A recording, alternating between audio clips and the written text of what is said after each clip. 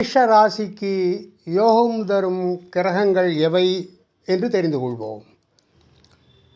மேஷ லக்னத்திற்கு அதிபதி செவ்வாய்.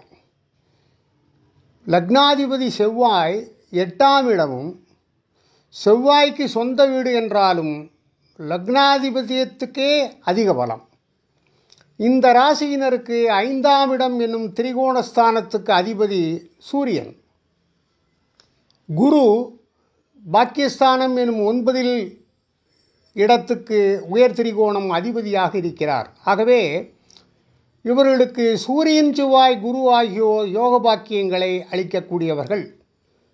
இவர்கள் மூவருமே ராஜகிரகங்கள் என்று சொல்லப்படுவார்கள்.